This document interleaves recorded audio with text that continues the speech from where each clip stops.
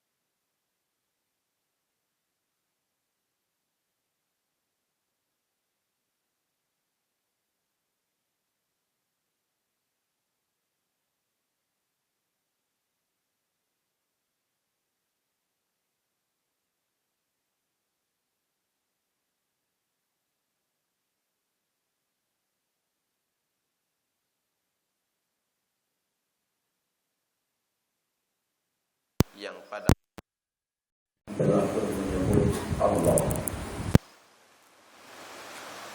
Dalam Sahih Muslim, Nabi kita sallallahu alaihi wasallam mengatakan, la taqumus sa'ah hatta la yuqal fil ard Allah. Tidak akan berlaku kiamat sehinggalah tidak ada lagi di atas muka bumi Allah orang yang menyebut Allah. Jadi ini merupakan anugerah Allah Subhanahu wa taala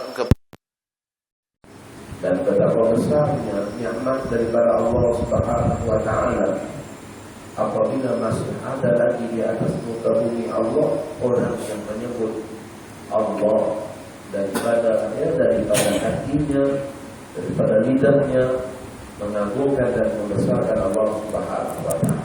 Jadi kita juga bersyukur kerana pada pagi ini kita tergolong di kalangan mereka yang termasuk dalam kumpulan yang menyebut Allah pada awal-awal pagi.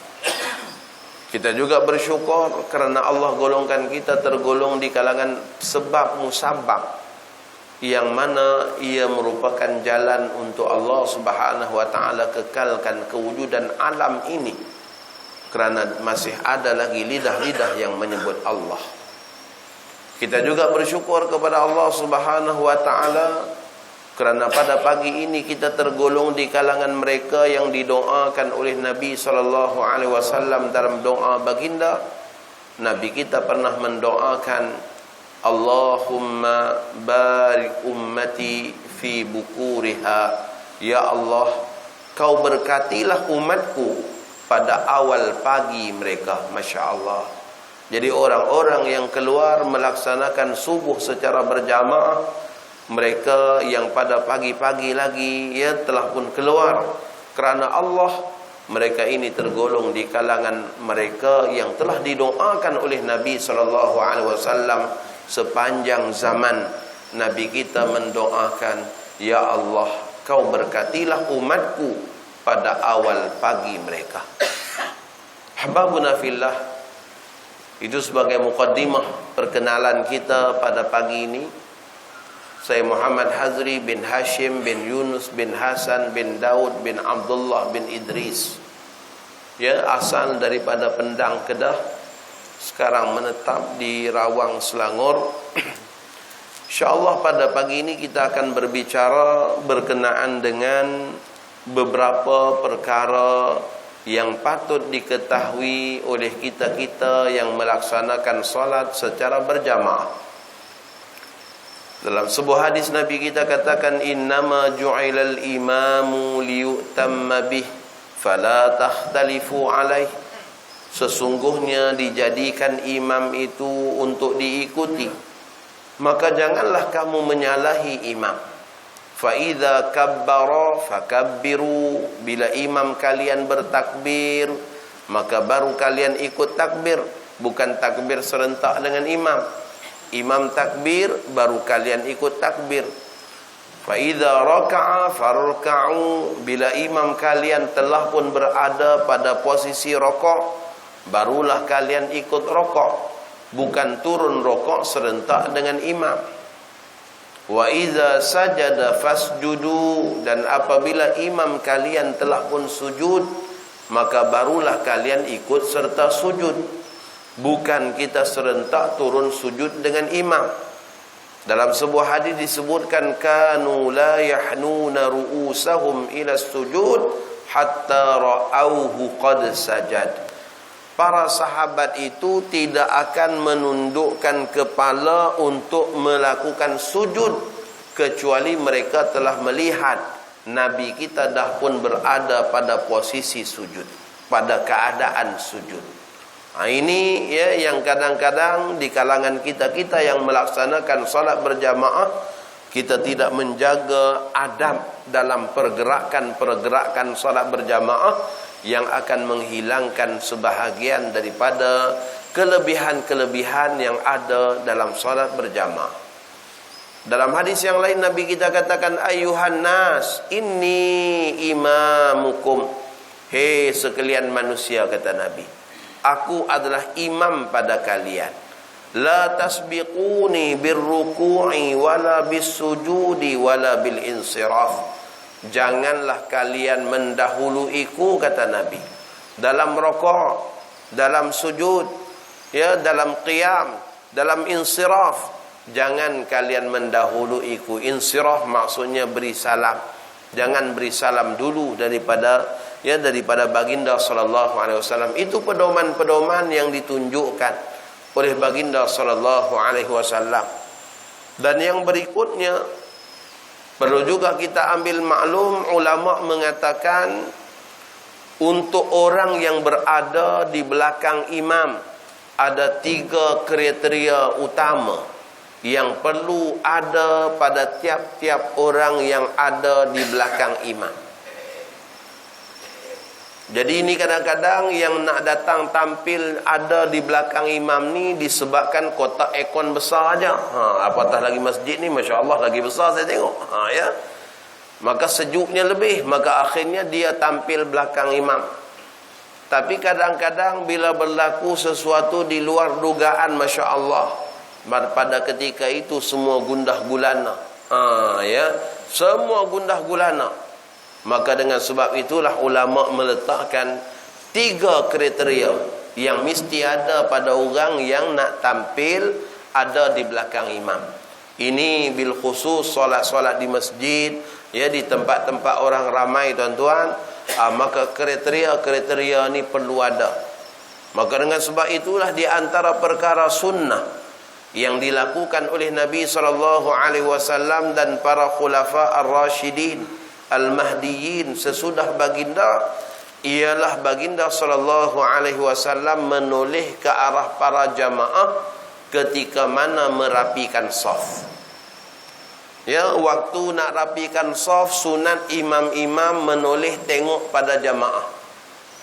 Sebab apa? Di antara perkara yang perlu imam-imam ambil tahu saat menoleh ialah melihat apakah orang-orang yang ada di belakang imam itu, ya, 4 orang utama yang ada di belakang imam, apakah mereka mempunyai kriteria-kriteria yang melayakkan mereka untuk ada di belakang imam.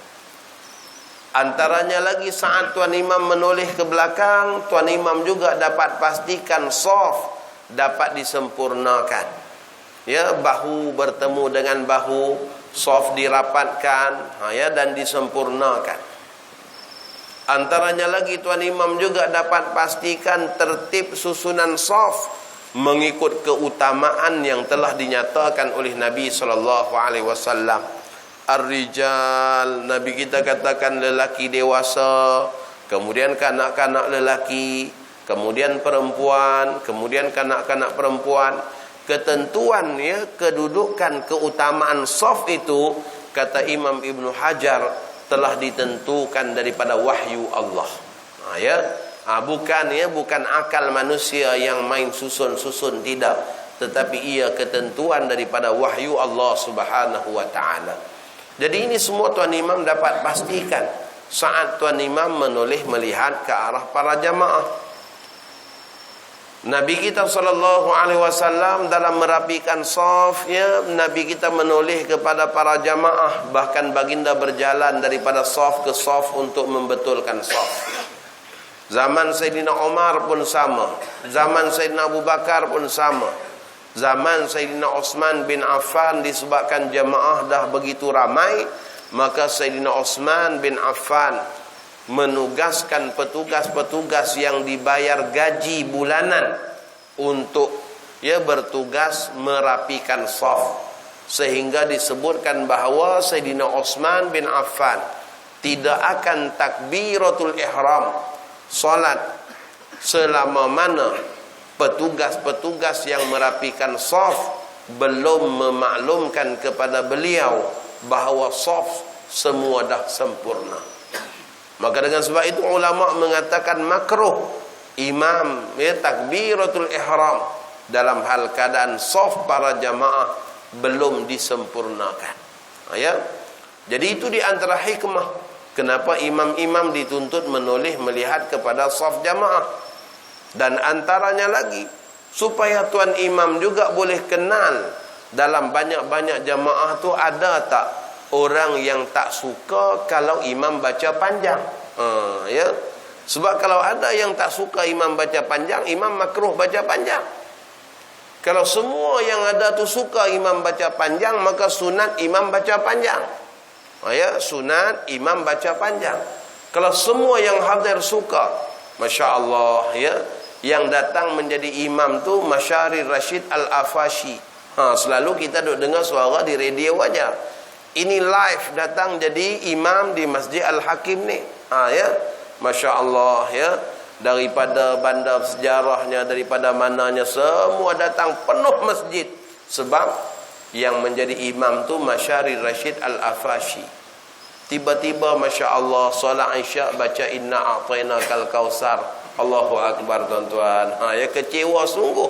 Ya, malam tu kalau dia baca surah Yasin pun kita pakat-pakat tunggu. Sebab memang kita nak dia jadi imam live, ya, baca panjang pun kita tak kisah. Ya, sebab selama ni duk dengar suara di radio aja. Ya, ni tiba-tiba live datang tempat kita. Maka ulama mengatakan andai kata yang hadir semuanya suka baca panjang, maka sunat imam baca panjang. Tapi kalau ada yang hadir tak suka baca panjang, kalau baca panjang je dia merepet pun panjang juga, ya, marah pada imam baca panjang, maka makruh imam baca panjang. Jadi nak kenal macam mana? Nak kenal ni dengan cara imam-imam menoleh melihat kepada para jamaah ketika mereka merapikan saf. Oh, tengok ada seorang lebay tak suka panjang, kita dengan panjang. Ya, sebab apa? Sebab kita kenal. Contoh, itu di antara sebab musabab. Ya, kenapakah tuntutannya para imam tu menoleh melihat kepada para jamaah. Baik.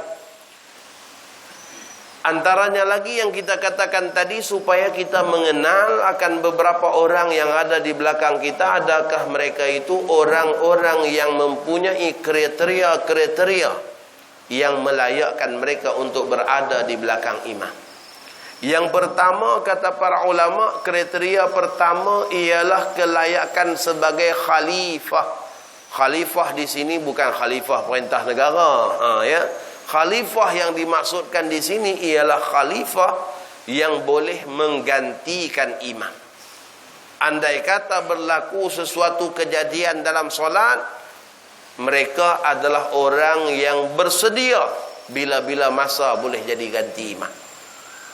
Tuan imam terbatal, tuan imam toleh aja belakang, astagfirullah, saya dah batal. Imam boleh cakap aja sebab imam dah batal. Ya, tak ada terikat lagi dengan peraturan-peraturan solat. Ini kadang-kadang senyap aja tuan imam, ya. Makmum kat belakang pun tak tahu apa. Boleh cakap sebab imam dah batal, tak jadi masalah. Tuan imam pun kata, astagfirullah, saya dah batal, minta Haji Ahmad gantikan saya. Haji Ahmad pun, baiklah. Batal lah kalau Haji Ahmad sebut baiklah. Haji Ahmad jangan sebut baiklah. Ya, langsung ganti aja. Maka ini yang kita katakan ni, kena ada kelayakan jadi khalifah. Bila tahu kelayakan jadi khalifah, maka dia tahu hukum hakam, dia tahu sah batal sembahyang. Ya, tuan imamnya terbatal waktu sujud, Masya Allah. Ada jemaah baru balik daripada haji, hadiahkan hamparan sembahyang baru. Masya Allah, sebab barunya hamparan, tuan imam tersedut, habuk kapetnya sampai bersin dan terkentut waktu sujud. Masya Allah, tuan-tuan. Ini batal waktu sujud. Kalau batal waktu berdiri, kita pun tahu praktikal dia. Tuan imam toleh belakang, Haji Ahmad ganti. Haji Ahmad pun okey. Ya, langsung langkah aja. Ini tuan imam batal waktu sujud. Astagfirullah, ana dah batal, Haji Ahmad gantikan. Haji Ahmad merangkak ke depan. Tak boleh. Ya, tak boleh merangkak. Jangan pula mentang-mentang nak menggantikan imam waktu sujud, maka akhirnya merangkak ke depan. Tak boleh. Ya, ulama mengatakan, kalau menggantikan imam dalam keadaan sujud ataupun dalam mana-mana keadaan yang bukan berdiri, maka tidak wajib khalifah bergerak ke hadapan. Maka khalifah yang menggantikan imam tu langsung di tempatnya saja. Allahu Akbar, duduk antara dua sujud. Jamaah semua ikut. Allahu Akbar, sujud lagi sekali. Allahu Akbar, berdiri, baru langkah ke depan. Itu praktikal menggantikan imam, bukan dalam keadaan, bukan dalam keadaan berdiri. Persoalannya, berapa ramai yang bersedia? Berapa ramai yang bersedia dengan hukum hakam yang sedemikian? Maka sebab itulah penting sangat kita belajar kitab panduan imam dan makmum.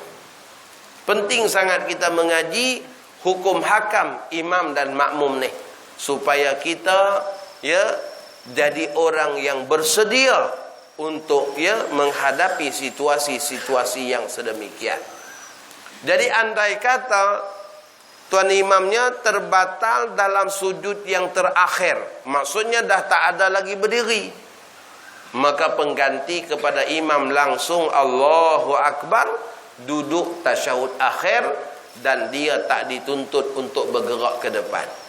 Ini satu-satunya masalah di mana hukum mengatakan bahawa boleh imam dan makmum berada sebaris. Bila? Iaitu bila pengganti kepada imam menggantikan imam dalam hal keadaan tidak ada lagi berdiri. Masya Allah. Jadi kelayakan yang pertama, kriteria yang pertama yang mesti ada kepada mereka yang nak berada di belakang imam, ialah mereka adalah orang yang bersedia menjadi khalifah, menjadi pengganti kepada imam. Maka bila dikatakannya bersedia menjadi khalifah, dia bersedia tahu tentang hukum hakamnya. Dia juga bersedia menjadi orang yang boleh baca dengan baik.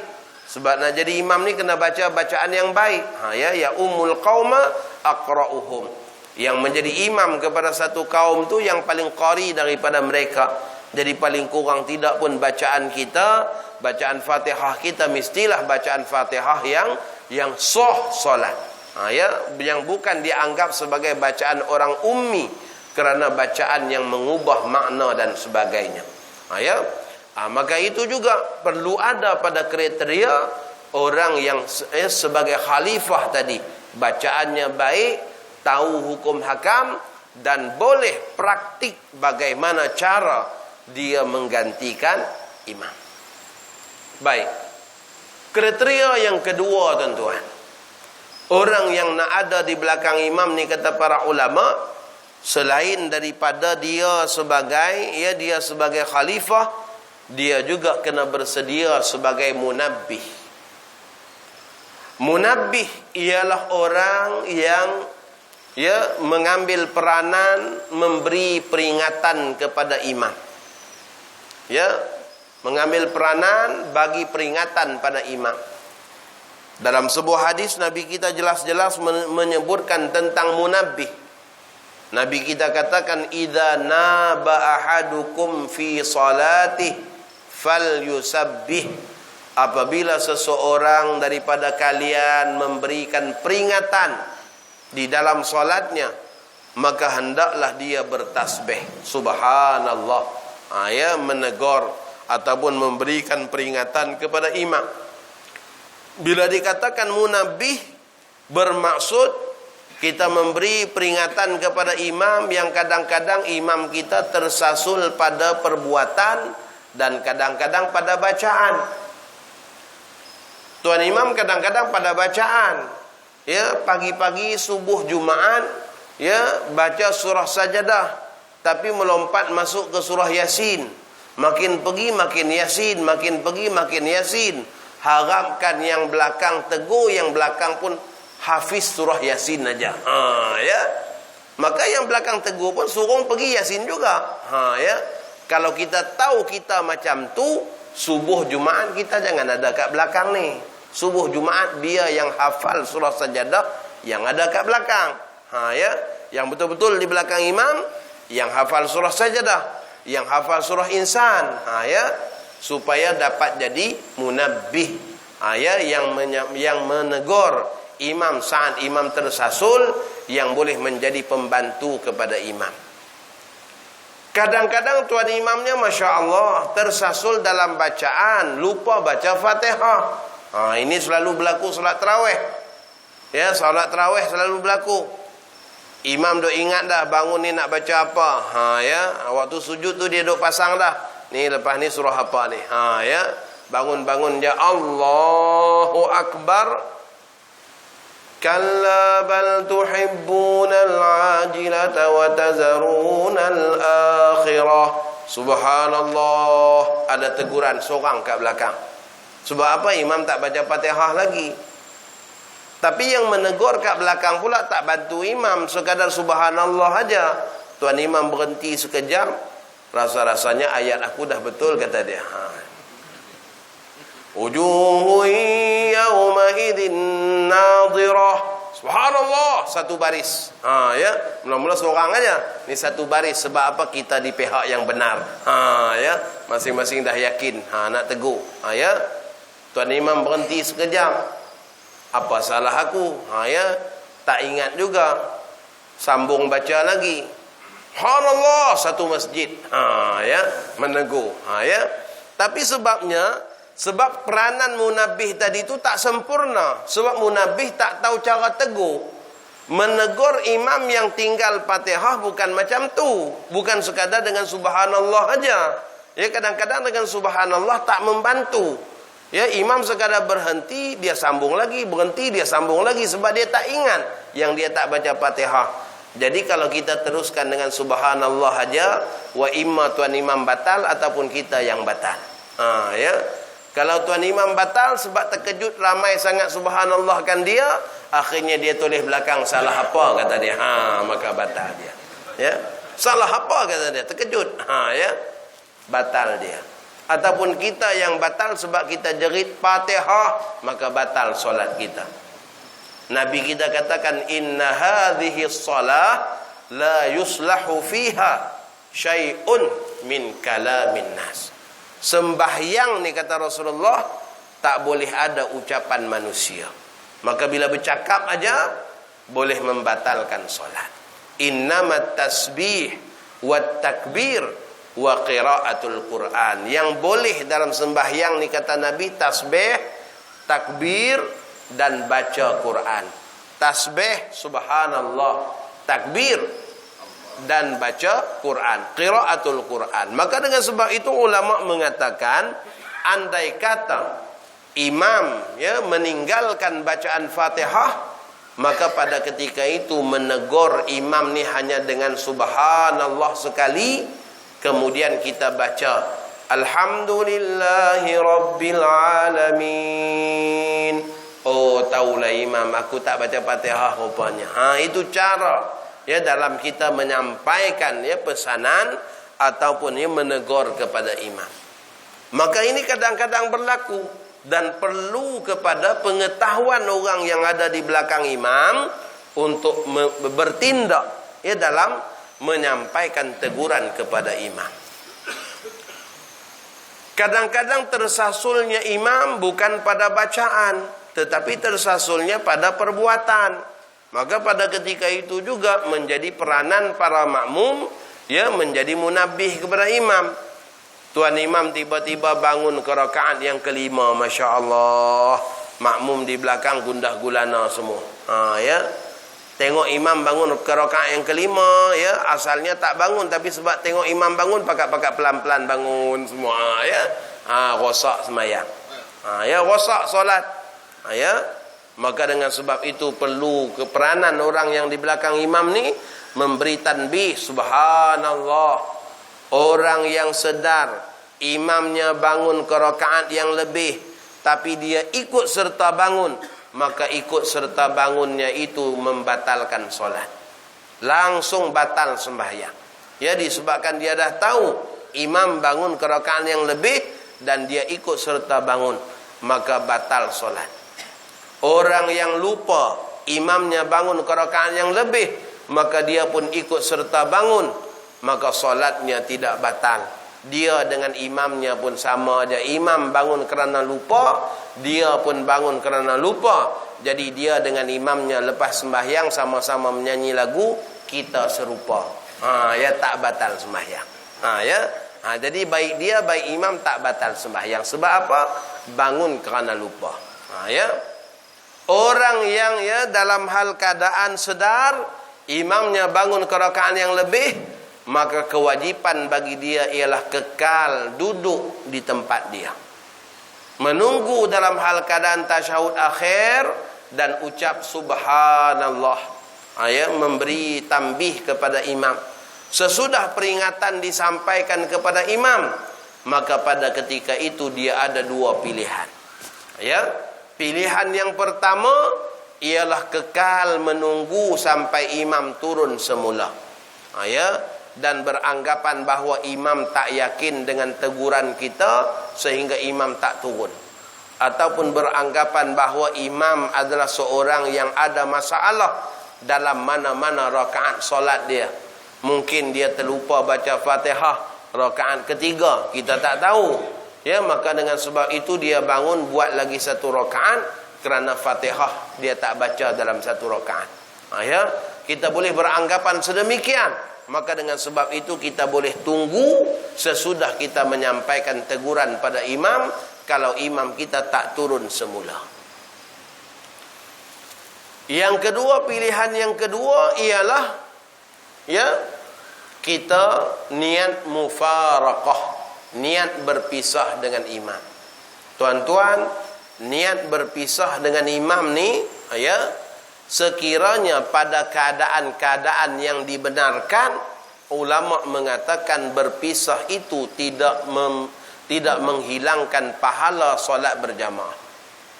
Walaupun kita niat berpisah dengan imam bangun rakaat yang lebih, maka kita tak nak tunggu leceh lambat, maka akhirnya kita niat berpisah. Tuan imam selamat tinggal, ana jalan dulu. Kita kayuh dulu. Langsung baca tahiyat akhir bagi salam. Walaupun kita niat berpisah, ulama mengatakan pahala berjamaah tetap kita dapat. Perumpamaannya sama seperti orang yang datang lewat, dia takbiratul ihram, selesai takbiratul ihram imam bagi salam, maka dia teruskan sembahyangnya secara sendirian, tetapi ulama sepakat dia dapat pahala jamaah. Dia dapat pahala jamaah walaupun seluruh daripada solatnya tadi itu dia buat secara sendirian. Sebab apa? Sebab dia sempat dapat satu rukun bersama imam sebelum imam bagi salam. Maka begitulah hal keadaannya orang yang niat berpisah dengan imam dalam hal keadaan yang dibenarkan. Maka dia tidak menghilangkan pahala solat berjamaah. Baik. Jadi kadang-kadang perlu kepada munabbih yang memberikan teguran kepada imam saat imam tersasul macam tu. Saya pernah solat di beberapa tempat tuan-tuan, di satu masjid berlaku kejadian beberapa kali, salahnya tadi tu imam yang sama. Sembahyang maghrib tahiyat awal, tiba-tiba tuan imam assalamualaikum warahmatullahi, assalamualaikum warahmatullahi, gemar satu masjid, Allah. Maka akhirnya tuan imam pun Allahu akbar bangun semula. Ini alhamdulillah, maksudnya yang ada di belakang tu masing-masing dah ada, dah tahu peranan. Bukan dia imam bagi salam dia pun salam sama, bukan. Tahu peranan. Jadi imam bangun semula. Ini peranan yang kedua, kriteria yang kedua bagi orang yang nak ada di belakang imam, dia sebagai munabbih. Jadi munabbih itu kadang-kadang memberi peringatan pada kesalahan-kesalahan ataupun kesilapan imam pada perbuatan dan kadang-kadang pada bacaan. Pada bacaan ni kadang-kadang tuan-tuan bukan baca surah panjang pun, surah pendek aja. Wantini wazaitun, baca illal ladzina amanu wa amilus solihati wa tawasaw bil haqqi wa tawasaw bis sabr. Terkedu tuan imam. Kenapa aku tadi mula watin penghujungnya wal asr. Terkedu kat situ. Maka perlu pada makmum kat belakang kena tolong nak supaya imam dapat patah balik kepada surah yang sebenar. Kadang-kadang qul ya ayyuhal kafirun aja tak jumpa lakum dinukum. La a'budu ma la wala antum wala ana abidum wala antum wala ana abidum sampai ke sudah. Sudahnya dah lama sangat duk tunggu kat belakang, rokok ajalah imam. Batal lah kalau dia kata macam tu. Jadi perlu kepada munabbih yang tolong kepada tuan imam. Baik. Kriteria yang ketiga. Kriteria yang ketiga, orang yang nak berdiri di belakang imam ni tuan-tuan, ialah dia kena mengambil peranan sebagai muballigh. Muballigh ialah orang yang menyampaikan pergerakan-pergerakan imam ketika mana suara tuan imam tidak kedengaran. Saat suara tuan imam tak kuat, maka ada orang di belakang ambil peranan, tolong sampaikan pergerakan imam. Kadang-kadang tuan imam terpijak wayar mikrofon, kerebak jatuh aja wayar mikrofon, Allahu akbar, tak dengar dah. Disebabkan apa? Disebabkan wayar mikrofonnya jatuh. Assalamualaikum warahmatullahi, patutnya dengar semua. Tiba-tiba Assalamualaikum warahmatullahi, tak dengar. Muslimat sebelah tabir sana duduk tunggu keras. Sudah tunggu lama sangat, makcik tanya ni dah habis ke belum? Sebab apa makcik tunggu lama dah? Sebab apa? Sebab tak dengar salam tuan imam. Maka perlu kepada seseorang menguatkan suara. Kata para ulama, andai kata jemaahnya ramai dan perlu kepada muballigh yang ramai, maka hendaklah tiap-tiap saf ada seorang muballigh. Tiap-tiap saf ni ada seorang yang menguatkan suara. Kadang-kadang berlaku hujan lebat, ya, masjid blackout, masya-Allah, ya, dahlah hujan, blackout pula, gelap pula solat Isya, suara tak kedengaran. Kena ada tiap-tiap saf ni ada seorang imam Allahu Akbar, Allahu Akbar, seorang kat belakang. Ya. Sami Allahu liman hamidah, Rabbana lakal hamd. Ya. Macam di Masjid Mekah, Masjid Madinah tu. Ya, itu yang memainkan peranan menguatkan suara untuk maklumkan pergerakan imam, namanya muballigh. Jadi muballigh ni ulama kata syarat dia yang pertama jahirus saut, suara kuat. Jangan pula dia nak muballigh tapi suara itik nila. Allah, tak boleh macam tu. Dia kena suara kuat. Ya, baru boleh jadi muballigh. Syarat dia yang kedua pula, dia gagah dalam pergerakan. Jangan pula dia nak jadi muballigh tapi pergerakan lambat. Tu imam bangun dah lama dah, dia baru nak merangkak bangun. Tak boleh jadi muballigh. Ya, muballigh ni orang yang pergerakannya ya boleh cepat ikut dengan pergerakan imam. Barulah jemaah yang nak ikut dengan muballigh ya tidak ketinggalan jauh daripada imam. Itulah tuan-tuan, 3 kriteria mereka yang layak untuk ia berada di belakang imam. Ulama mengatakan andainya tuan imam ketika mana menoleh melihat kepada para jamaah, tuan imam tengok yang betul-betul di belakang dia tu rasa-rasa macam tak layak, ya, maka tuan imam boleh minta, abang minta ke sana, minta Haji Ahmad tampil ke sini, boleh. Abang minta ke sana, minta Tok Bilal duduk sini, boleh. Sebab apa? Itu hak imam untuk memastikan kesempurnaan pelaksanaan solat berjamaah. Ini kadang-kadang ya setengah-setengah masjid dia sediakan 3 sajadah ya asing kat depan ni. Ya, ada orang kita pergi alih pula sajadah tu. Tidak ada hak eksklusif dalam masjid kata dia. Ya, siapa yang datang dulu dialah yang paling layak duduk di depan. Ya, datang lambat nak duduk depan kata dia. Ya. Ya, tidak ada hak eksklusif kata dia. Sungguh tak ada hak eksklusif, tapi yang nak duduk depan tu kena bersedia. Ya, dengan hukum hakam yang kita katakan tadi. Kadang-kadang sengaja diletakkan saf itu supaya ambil maklum, ni yang 3 kat belakang ni adalah yang bersedia untuk jadi imam, untuk jadi khalifah, bersedia untuk jadi munabbih, bersedia untuk jadi muballigh. Ya, bukan hanya tampil disebabkan nak tumpang syafaat sejuknya ekon imam. Ya, ataupun hanya kerana tampil untuk dapatkan fadilat saf yang pertama dalam hal keadaan kita tidak bersedia dengan tugasan yang sepatutnya kita perlu tahu. Itulah ya sebahagian daripada apa yang dapat kita bicarakan. Ya, panjang lagi tuan-tuan perbahasan berkenaan dengan solat jamaah ni.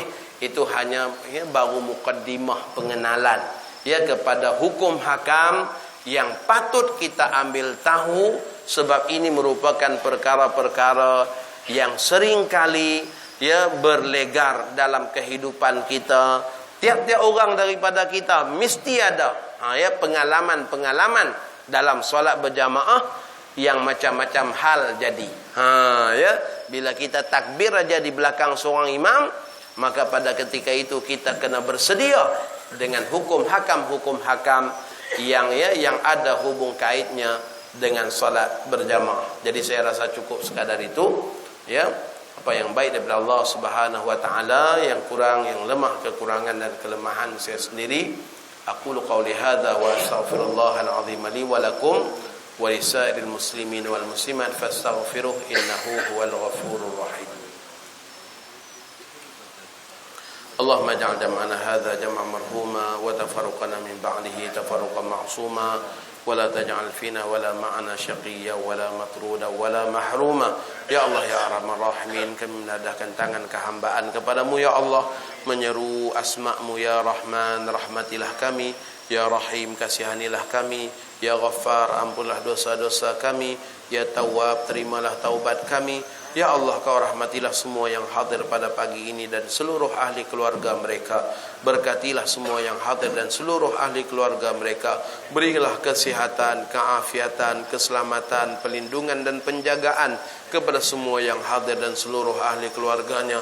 Ya Allah, Ya Arhamar Rahimin, Kau golongkanlah kami tergolong di kalangan mereka yang sentiasa mendapat taufik dan hidayah-Mu ya Allah, sehingga kami kembali kepadamu dalam hal keadaan kami diredai. Rabbana atina fid dunya hasanah wa fil akhirati hasanah wa qina adzaban nar. Sallallahu ala sayyidina Muhammad wa ala alihi wa sahbihi wa baraka wa sallam. Walhamdulillahi rabbil alamin. Taqabbalallahu minkum. Alhamdulillah, jazakallahu khairan jazaa. Terima kasih kepada Fadil Abdul Hashim atas pengisian ilmu pada pagi ini. Mudah-mudahan kita boleh terus amalkan dan kita laksanakan di dalam ibadah sehari-hari insyaallah. Mungkin insyaallah di dalam masa kita akan jemput dengan suatu untuk slot yang lebih menarik. Dan seperti ini ada dua teman dan semua. Oh semua alhamdulillah. Teman-teman semua yang ada. Ya, assalamualaikum warahmatullahi wabarakatuh.